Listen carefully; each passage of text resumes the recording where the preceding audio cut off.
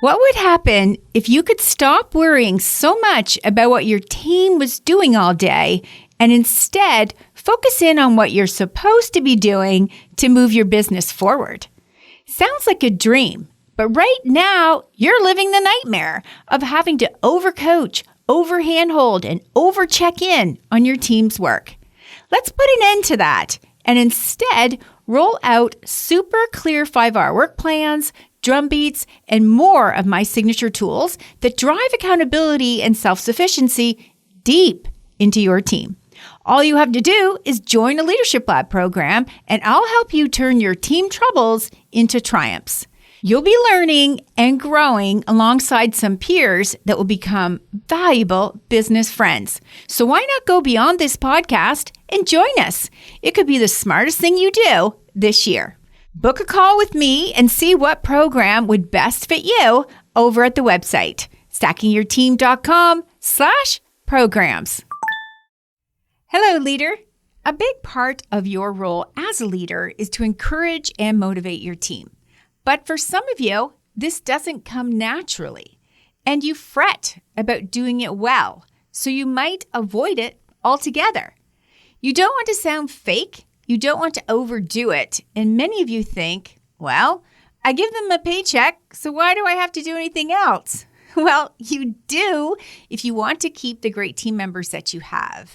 And I'm not talking about throwing more money at them. So today, I'm going to walk you through a few simple, low-cost, but super effective ways you can give to your team to help remind them about how great it is to be a part of your small business, which always leads to a boost in their productivity.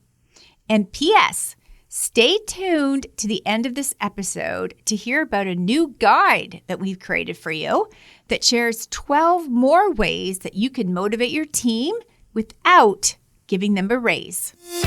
Welcome to the Stacking Your Team podcast. Thanks for tuning in and following your curiosity to learn and honor your personal conviction to be the best leader you can be.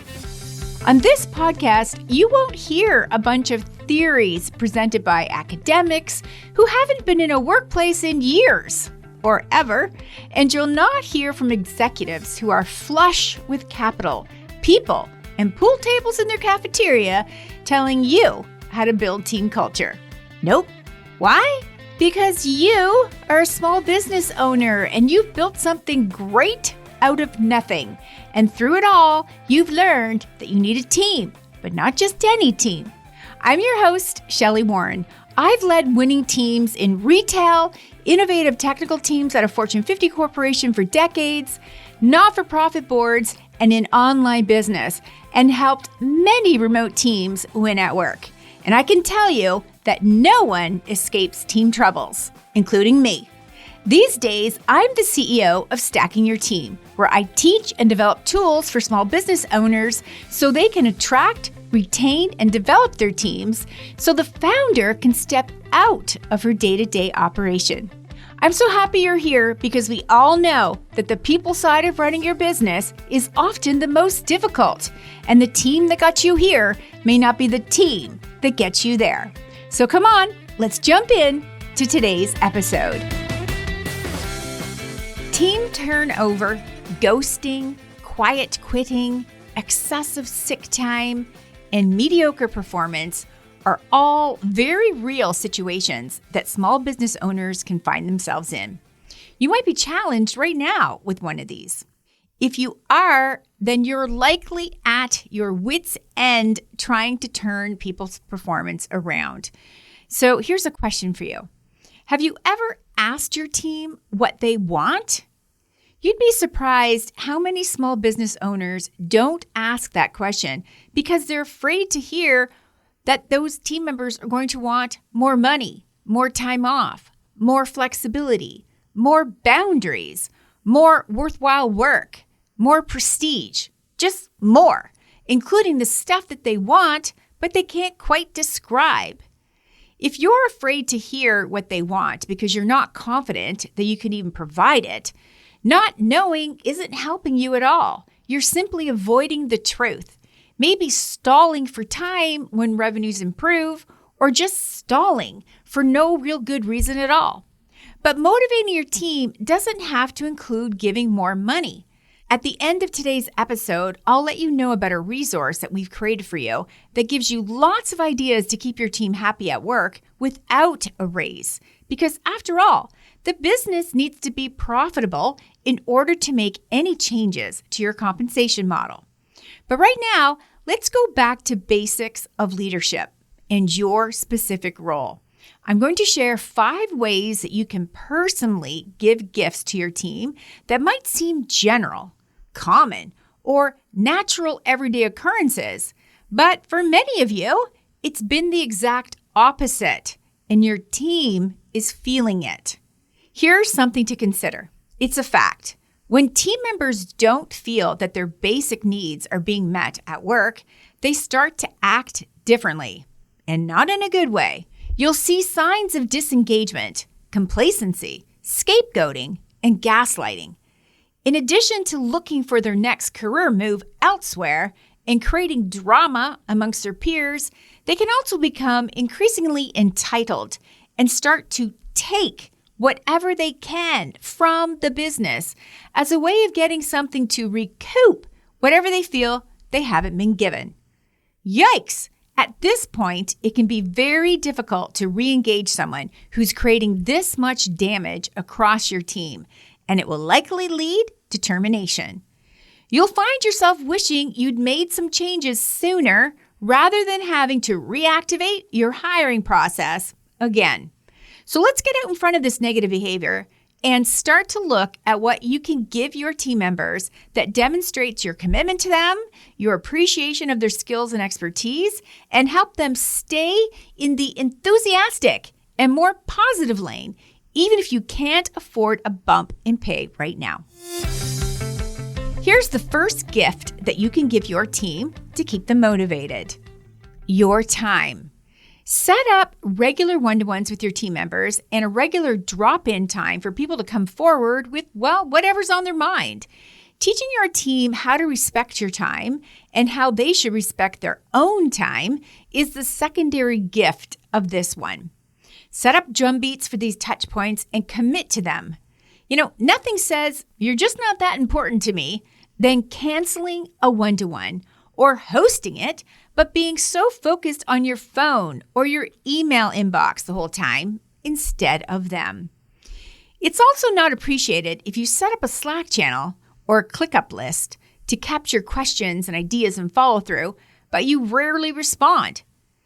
Members of the Leadership Lab programs have all learned the value of showing up for their team on a regular basis, including the critical first day of a new hire joining the team and those critical years of service celebrations. Teams remember these moments, and peers are watching too. Now, don't say you have an open door policy if you don't. Don't say, I'm always available to you if you're not. Don't say, let's book some time together this week to talk about that, and then you don't. I'm actually encouraging you to not have an open door policy, but rather protect your time and your team's time by setting up regular times throughout the week and the month to connect, but in a meaningful way.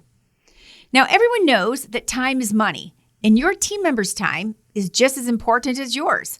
So why not mutually respect each other's time by setting up drum beats for specific conversations and collaborations and then sticking to them? This is as easy as choosing one time slot a week for drop-ins or an open office hours on Zoom to be available for your team. It's also easiest to schedule out one-to-ones and locking them into calendars a quarter at a time. You'll be giving everyone plenty of time to prepare for their weekly or monthly or quarterly one-to-ones to really maximize your time together. Here's the second gift that you can give your team to keep them motivated: your trust. You've got to give it to receive it. So this gift begins with you demonstrating that you really do trust your team. Now, obviously, new hires need to earn your trust, but that can happen really quickly if you're hiring right. More experienced team members deserve your trust, and you can show this by deferring to them for decision-making, Ask them for their point of view and sharing pertinent information with your team to help them make informed decisions. Often small business owners put gate after gate after gate in front of team members to get through before they fully trust them. For the team member, it can feel like you're simply waiting to yank back your trust at any given moment. Instead, why not give people your trust first and openly tell them that you trust them to do the right thing, setting the tone that you expect them to do the right thing? For most people, they will, especially when you reinforce it, simply by saying things like, "I know I can count on you to follow through on this," or "It feels great to have you lead this project. I trust your judgment to serve that client really well." The third gift that you can give your team to keep them motivated is your respect. This gift is founded on how you speak to people. I did a whole episode on this. It was episode 279, and it was called Warning, How You Speak is Impacting Your Team. Because it really is. Now, I'm sure you've met someone who's rubbed you the wrong way because of how they've interacted with you.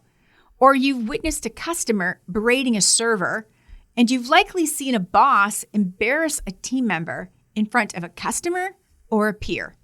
It's all awful to witness, and it's even more awful if you're on the receiving end of it. Choosing to speak respectfully and professionally with kindness helps to create a sense of safety for everyone on your team. People will feel the real thing, your true intentions. So no fluff, no manipulation, just simple conversations that are meaningful and straight up. People also like it when you can inform them with facts. Not waste their time speculating about a problem or a course of action to take, but instead speak with them in such a way that demonstrates your respect for their intelligence, their experience, and their ability to listen and then take action. Now, you hear me say it all the time that the people closest to the work know the most about the work. So why not ask their point of view? And I encourage you to respect your team as individuals and collectively by not referring to them as your squad, your deputies, your people, your workers. No, they are people, team members who deserve to feel safe, seen, and heard at work. It starts with treating people with dignity and respect for who they are, where they come from, and what they bring to the table, and of course, who are they becoming? So here's the fourth gift in the lineup today, but it's a doozy. And when it's done consistently, it can really motivate your team. Here it is. Number 4, your vision. Giving the gift of certainty can help reassure your team that they're working alongside a leader who knows where she's going, what she stands for, and who she serves. When your team members know the details of your vision, your mission, and your strategic plan, they can then see themselves playing a role in it, and they will want to participate in bringing it all to life. It's hard for team members to stay motivated and focused when the plan keeps changing, when the shifts keep coming, and when what you accomplished last week is quickly forgotten and no longer even relevant to what's being asked of you this week. That's no way to succeed. It only frustrates your team. Your team wants clarity because it helps them stay clear on their work plans and confidently be able to make decisions that link to the long term rather than saying yes to something because it's the flavor of the month. Now, ideally, you'd share your vision in a few different ways, such as a New Year kickoff meeting, quarterly reviews, linking individual work plans to the strategic plan. I've done previous episodes on all of these, and I encourage you to scroll back through the archive and tune in to one of those to get some more details on how to do that really well. And it helps to have some sort of visual too, like a whiteboard that acts as a dashboard complete with images and key milestones, and of course, quarterly celebration activities to commemorate everyone's hard work in achieving those results. And here's the last gift that I'll share with you today. that can help your team stay motivated. Here it is, your humility. Let them see you laugh at yourself. Your team wants to see your full personality, and that includes the lighter side of it. Telling stories is a great way to connect with your team and show them that you're a work in progress, just like they are. Here are some storylines that you can weave into group conversations, team meetings, and coaching conversations during one-to-ones. My biggest fail, my biggest win, my dumbest move, my worst day on the job, my favorite mentor, back in the day with my best friend and I on the job, or the toughest feedback I ever received. And then invite your team to tell their stories. Those stories will help tether your team members to you, the business, and their peers. Relatable stories help to make it okay to mess up. Pick yourself up and then move forward.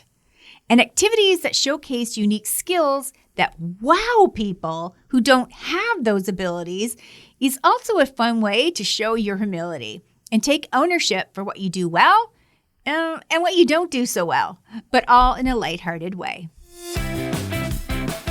Today, we walk through 5 ways that you can give gifts to your team that will undoubtedly keep them motivated. Here they are again. The first one was your time, then your trust, your respect. Number 4 was your vision, and the last one was your humility. But of course, there are other ways to think about too, especially when you can't afford to increase wages. Your small business might not be prepared to increase everyone's pay or level up their benefits, but you can afford to get creative to motivate your team, reduce turnover, and increase stability with little to no cash, with 12 strategies that we've packaged together for you in one guide. It's called 12 Ways to Motivate Your Team Without a Pay Raise. It's designed specifically for small business owners who don't have all the excess that big corporations have, nor the bank accounts for bonuses, stock options, or significant healthcare coverage. These 12 ways are low cost to no cost and easy to implement so that you can engage your team to stay with you, elevate everyone's contribution, and help your team members to decide that they want to build their career with you. So download your free guide for small business owners at the website, stackingyourteam.com/12 ways, or click the link that's in the episode description. You and your team are going to be glad that you did. Leadership can be exciting, challenging, and lonely at times. So don't go it alone. Let me help you create the team and the leadership structure that you've been craving. So until next time, remember, if you have a dream, you need a team. So let's get stacking yours today.